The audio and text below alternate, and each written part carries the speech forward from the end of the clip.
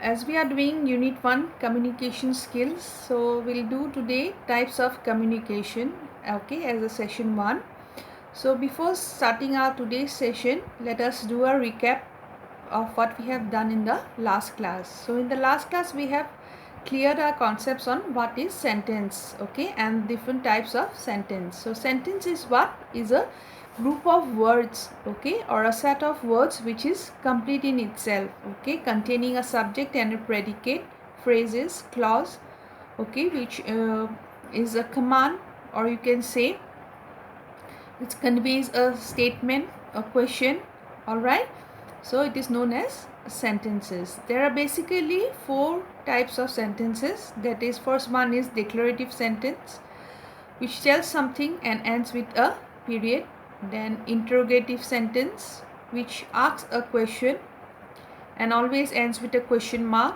Then exclamatory sentence, which shows a strong feeling and ends with a exclamation mark.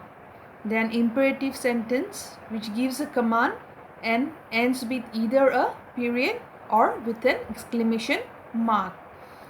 So then we have done about the parts of speech. So basically there are 8 parts of speech in English language. So they are a verb, okay, noun, adverb, adjective, then pronoun, preposition, conjunction and interjection.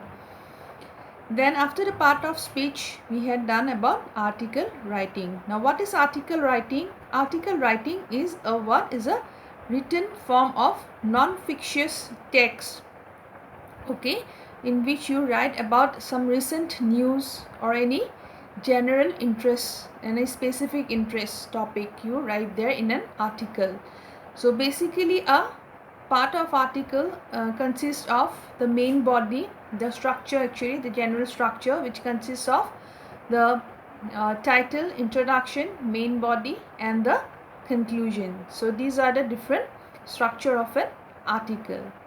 Okay, so these were the different topics which we have done in our last class, and as we proceed, okay, these topics again will be in different sessions and will in an elaborate way will know more about them. So today let's start with types of communication. So the learning objectives for today is you will have knowledge on what is communication and its types, okay, and then verbal and non-verbal type of communication. Now what is communication?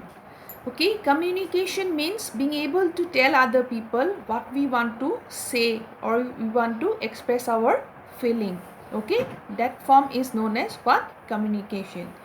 There are mainly 4 types, or you can say forms of communication. There are verbal form, which means we are communicating orally. Non-verbal form, that means we are communicating using our body language, our gestures, our tone or our pitch of voice. Then written form, where we communicate through handwritten or printed information.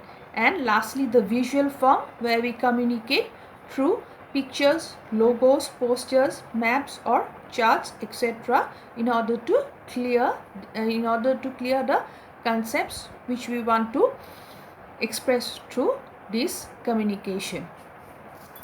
So today we are going to learn about verbal and non-verbal form of communication. So there are basically 4 types, that is verbal communication, non-verbal communication, visual communication and written communication.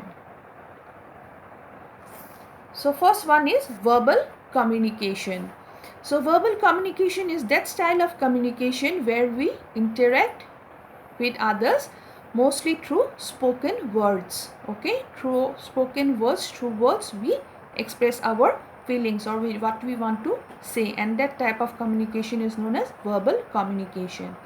Now there are certain advantages of verbal communication, that is, it is straightforward, okay, to express the feeling as the speaker is present at the time of communication. That means the verbal communication is a straightforward communication, okay, where we want to express our feeling as the speaker is present at the time of communication.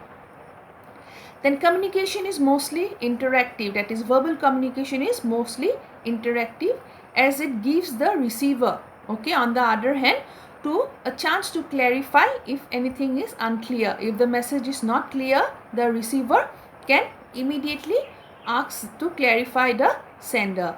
Then it is a speedy form of communication, as there are no connection issues like telephone call or internet, and mostly the sender and the receiver are in front of one another. So verbal communication is a speedy form of communication, as there is no issue of a telephone call, or you can say about internet connections, okay, and both the sender and the receiver are present in front of each other, okay. So that's why it is a speedy form of communication. We get instant feedback, as the speaker can see or judge the feeling of the audience. So here in verbal communication we get instant feedback, okay, as the speaker and the receiver and the speaker can see the audience, okay, and judge what is the feedback, okay. They can know what the audience are feeling, okay, whether they are understanding what the message has been intended by the speaker, they are getting it or not, okay. The instant feedback can be get there and there itself in verbal communication. Then verbal communication is the most preferred form of maintaining relationships. So verbal communication is what is the most preferred form for maintaining relationships, okay, or a good rapport with the audience through your words. All right. So these are the different advantages of verbal communication. Then verbal communication also has some cons, okay, that means some disadvantages. So let us know. Firstly, it is not possible to communicate to people in a different setup. That is, a person living in Japan cannot communicate to a person in another part of the world at a time where time zones are different. So a person who is at Japan and a person who is in India, so there we have different time zones. So in that type of scenario, we cannot have a verbal communication. Then it requires proximity. It requires proximity, that means the sender and the receiver have to be present at the same time and at the same place in order to have a effective verbal communication, okay. It often feels incomplete to keep record, and there are no permanent records for oral conversation. So verbal communication is incomplete in a form that there are no permanent records of oral conversations which you are having. It is not written down as a record. Then lastly, in verbal communication there are emotional barriers. For example, a speaker has to speak about something refreshing while he may be tired or may not be physically well. Despite all his efforts, some emotion will creep in his message. So in verbal communication there is emotional barrier in the sense that, for example, a speaker wants to speak on some topic which is refreshing, but on the contrary he is feeling tired or may not be physically well. So in such scenario, while he is delivering his message, okay, despite all his effort of showing very attentive, but his weakness or his tiredness will creep up in his delivering the message, and which will affect his communication skill. All right. So these are the different disadvantages of verbal communication. Then next we have non-verbal communication, means no verb. That means no without any words. So non-verbal communication is usually understood as the process of communication through sending and receiving wordless messages between people using cues like gestures, body language and voice tone. So non-verbal communication is that process of communication where we send and receive wordless message. That means through our body language, through our gestures. If we make our eyes big, that means what? We are angry. Or if we put our finger on the lips, that means what? We are asking to keep quiet. Yes, when we smile, that means what? We are happy. So these are what? These are different cues, non-verbal cues, okay? And through that we communicate. So let us go through the advantages of non-verbal communication. It is very easy to demonstrate using noticeable non-verbal cues like gestures, body language, For example, red blood eyes, okay, blood red eyes easily convey anger.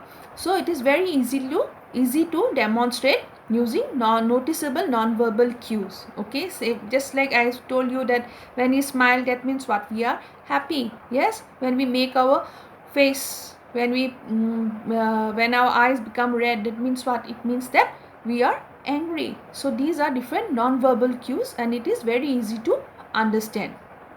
It is very useful for conveying messages where verbal is unable to reach.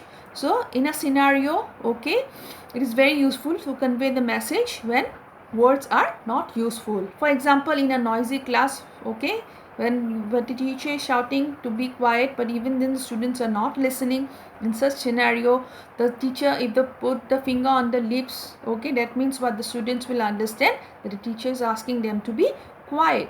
So here is an example there, that in a noisy class, just a gesture of keeping the finger on the mouth conveys that the teacher is asking to keep quiet. Okay, so in such scenarios, non-verbal cues are more effective. So thirdly, we have no language barrier, as non-verbal messages are picked up by even if there is no common language. So here in non-verbal cues, you don't have to have a common language in order to understand the messages. Okay. Then number 4, non-verbal communication conveys a message very fast, where the receiver can interpret the cues without any barrier of common region, language, qualification, and so forth. So same here, non-verbal communication conveys the message. The message is conveyed very fast, as the receiver need not have any may not be of any common region, okay, may not have the common language or qualification. Okay, despite of all this, the non-verbal cues are easily understandable by the receivers. Okay, so these are the different advantages of non-verbal communication. So next we have non-verbal communication has some cons, okay, has some disadvantages too, which are listed on the side. You can see over here, these are non-verbal communication is not suitable for lengthy conversation or detailed discussion. Okay, so you cannot have a detailed discussion or a lengthy conversation using non-verbal cues. Okay, it is not possible, we know that. It becomes hard to understand the full non-verbal message if it is not supported by other forms of communication. So it becomes very difficult to understand the full non-verbal message, okay, if you don't have support from any other forms of communication, that means through oral communication or through written communication. Then chances of misinterpretation are likely very high if the message does not get across the receiver in the absence of details. So if there is not any verbal communication or written communication, then there is chance of misinterpretation. Then regional and cultural differences creep up in non-verbal communication, as every culture has different gestures and expressions, whether they are considered good or bad. So same way, regional and cultural difference also may creep up in non-verbal communication, because the different cultures have different gestures and expressions which can be considered as good or bad. Now for example, in some Western countries, women are greeted by touching cheek to cheek.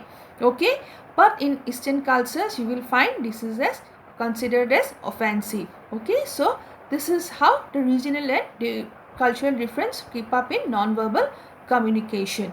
Okay, so please today only up to here, and please go through the video once again. Okay, and then I'll give you some assignment related to the topic which we have covered. All right, so thank you and have a nice day. All right.